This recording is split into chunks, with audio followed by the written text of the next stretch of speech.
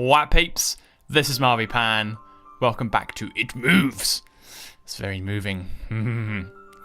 Thoroughly loving this game. I didn't think I would, but I am. It's a cracking little RPG horror. We are on to Chapter 6, The Abyss. And as you can see, we are underwater. So, let's just navigate around and see what we can find. I don't know if you can make out the character there.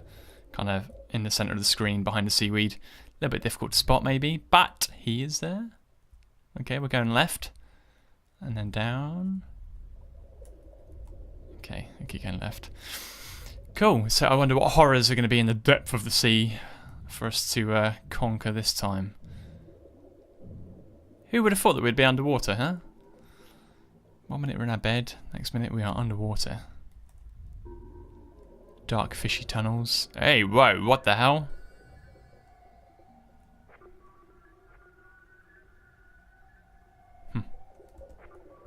What is this red button?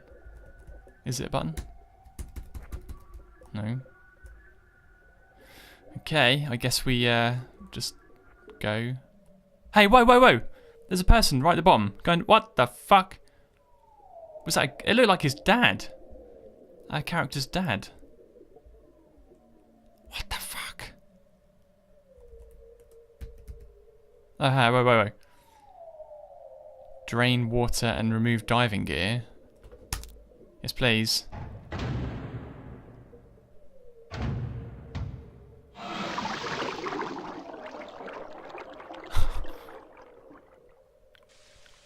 Ah.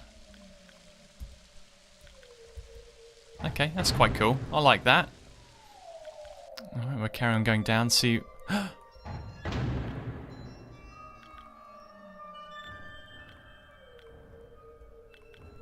Is that his dad? I'm really confused, because it looks like it.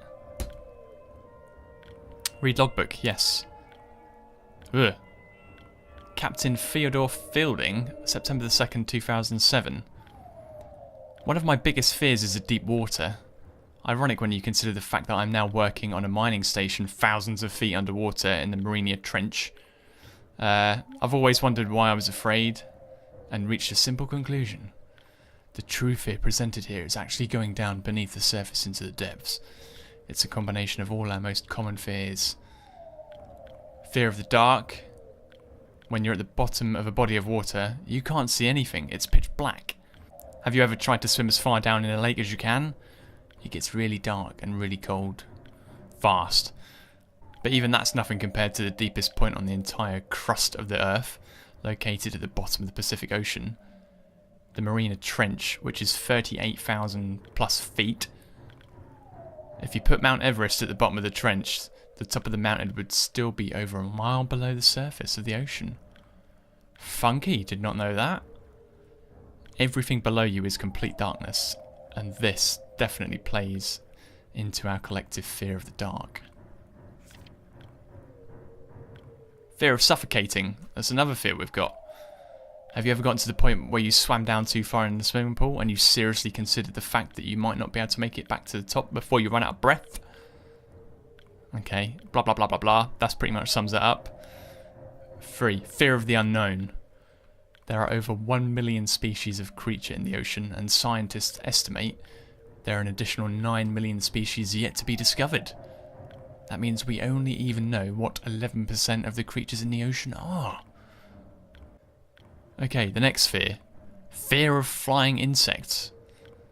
Imagine that as you're walking along, all of the beetles and scorpions crawling along the ground, the huge black hairy spiders that are hidden from view in cracks, and the slimy worms and snakes that are burrowed beneath the ground, simultaneously started flying anywhere they wanted to. That is what is at the bottom of the sea. Fear of being caught is the next one. Imagine that you're running from a bear. You will be eaten if you're caught, and it doesn't help bears can run faster sideways than the fastest human can run forwards. What? When you're at the bottom of the sea, everything that is around you was built to move in water. If something truly frightening like a shark or a giant squid caught sight of you, you could turn the other way and flail about all you want, but the monster will catch up with you in a split second. You can't get away from anything. There are lots of places that I wouldn't want to be, such as trapped in a burning house or alone in a vacuum of space. But in the burning house, at least I can see. And in space, at least there aren't any creatures that could get me. Or are there? Okay. So who's John? Oh, so it's not his dad. Scrap that. This is Captain, whatever his name was. Let's go and follow him, shall we? There he is, there he is, there he is! Oi!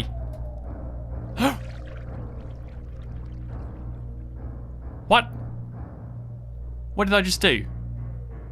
1 minute we're walking on a platform, the next we're being sucked into a black hole. Oh shit. Okay, hands free, I'm not controlling.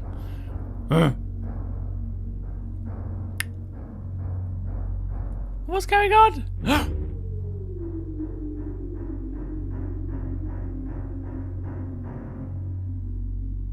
Did I just get eaten by a giant squid? What? Yep, we're back in bed. Yep, piss. Okay, that was pretty creepy. What if it was asleep? It hadn't so much as breathed since I'd woken up. Perhaps it was resting, believing that it had finally got me. That I was finally in its grasp. Or perhaps it was toying with me. After all, it had been doing just that for countless nights.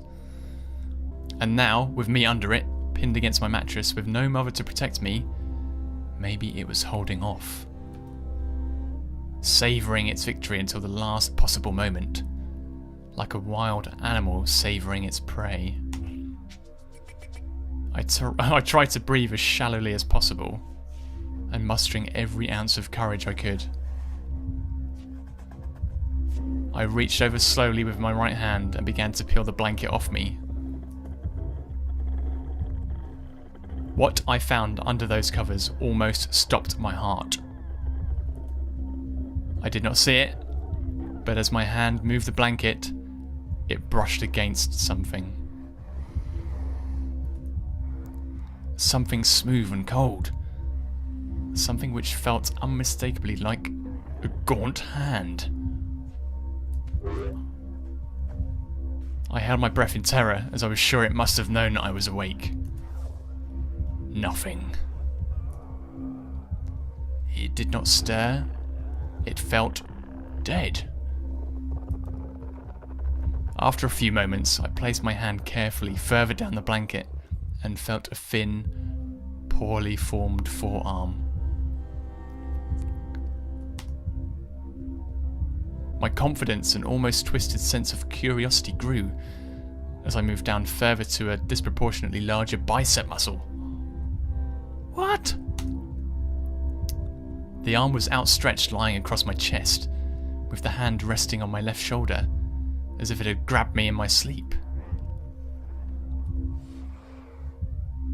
I realised that I would have to move this cadaverous appendage if I even so much as hoped to escape its grasp. For some reason, the feeling of torn, ragged clothing on the shoulder of this nighttime invader stopped me in my tracks. Fear once again swelled in my stomach and in my chest as I recoiled my hand in disgust at the touch of the straggled, oily hair. I could not bring myself to touch his face, although I wondered to this very day what it would have felt like. Dear God, it moved! What is it? What is it? What the fuck is it? Chapter 7, Hostia? Never heard of that word before, but I'll go with it. And we will carry on because that chapter was quite short, so double whammy for you, lucky buggers. Oh wow, look at this. We're very small.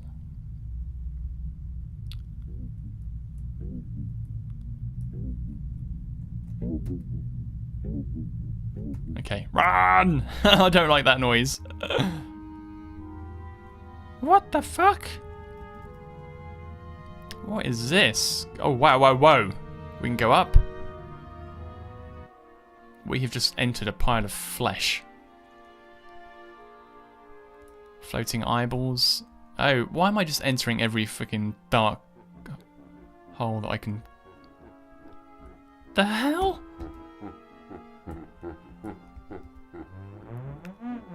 The last enemy that shall be destroyed is death. Good to know. Okay, we're done with that. Thank you very much. Kind of looks like we're underwater again, but we're not. Just some random floating objects. Like, looks like a jellyfish and... Whoa, what the fuck? What is that?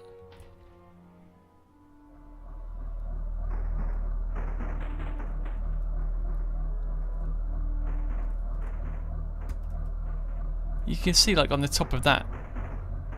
On the top of the shape, there's like a face. Ugh. Not a fan of that either. What? What is going on?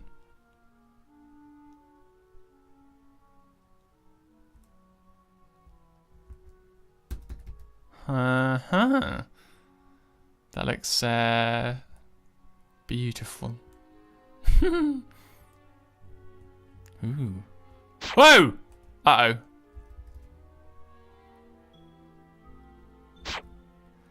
Okay, we can't go that way. There's that cloaked red character again. What is he doing? Okay. Alright, I definitely can't go... Okay, we're going back then, I guess. Can you help me? Oh, whoa, whoa! Shit. I skipped past the first sentence. For even if one chooses wrongly, the choice cannot be unmade.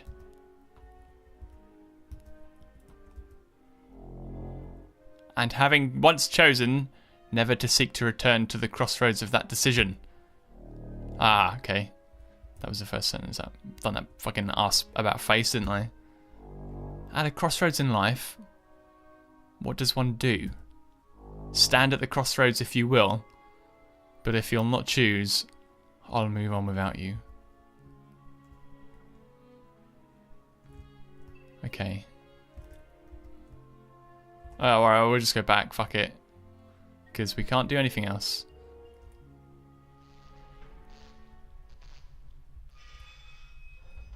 Oh, hi?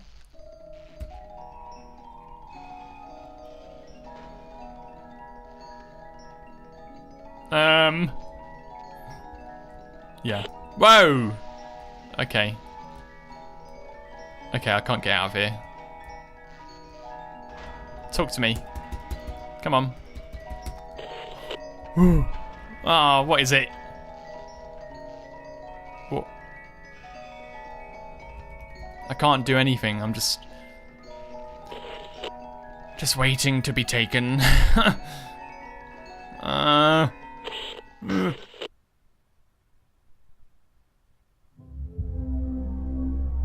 Okay, oh great, we're back in bed. It moved. It was subtle, but its grip on my shoulder and across my body has strengthened. Shit. No tears came, but God, how I wanted to cry. As its hand and arm slowly coiled around me, my left leg brushed along the cool wool which the bed lay against. Of all that happened to me in that room, this was the strangest.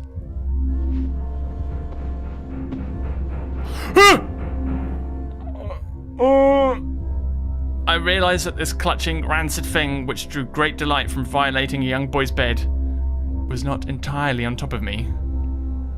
It was sticking out from the wall like a spider striking from its lair. Suddenly its grip moved from a slow tightening to a sudden squeeze. It pulled and clawed at my clothes as if frightened that the opportunity would soon pass. I fought against it, but its emaciated arm was too strong for me. Its head rose up, writhing and contorting under the blanket. I now realised where it was taking me. Into the wall! I fought for my dear life. I cried and suddenly my voice returned to me. Yelling, screaming, but no one came.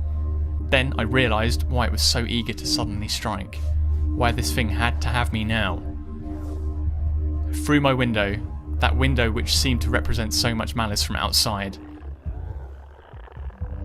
streaked hope, the first rays of sunshine. I struggled further, knowing that if I could just hold on, it would soon be gone. As I fought for my life, the unearthly parasite shifted, slowly pulling itself up my chest. Its head now poking out from under the blanket, wheezing, coughing, rasping. I do not remember its features, I simply remember its breath against my face, foul and as cold as ice. As the sun broke over the horizon, that dark place, that suffocating room of contempt, was washed, bathed in sunlight. I passed out as its scrawny fingers encircled my neck, squeezing the very life from me. What the fuck?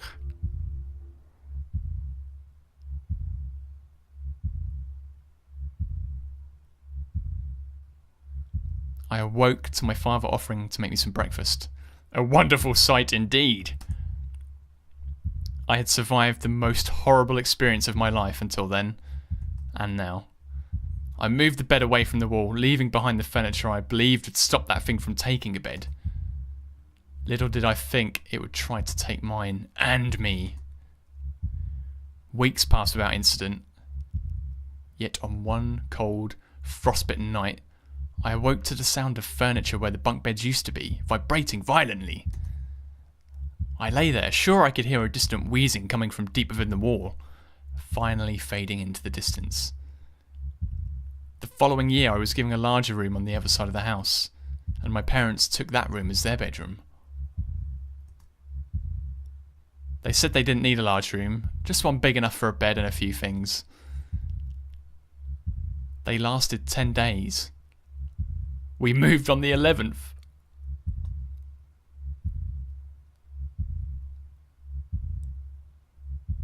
So it got the parents too.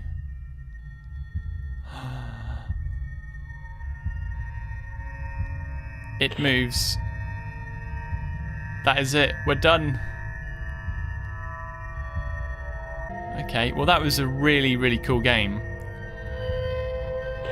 It's something completely different to what I normally do. I say I've hardly touched RPGs, but being a free horror game from Game Jolt, I thought I might as well check it out, and I really, really enjoyed it. Very captivating. Obviously, there's a lot of kind of narrative and text, but it all kind of packages that together, packages the whole game together nicely, and it gets the atmosphere, and really, really enjoyed that. Yeah, thoroughly recommend it. Go check it out. You know, it's free. Link is in the description. And that is the end. Well, I really hope you guys have enjoyed it. Smash your like button if you did, that'd be very much appreciated. And I love you for stopping by and checking this out. So I guess until the next video, I'll simply see you then. So ciao for now.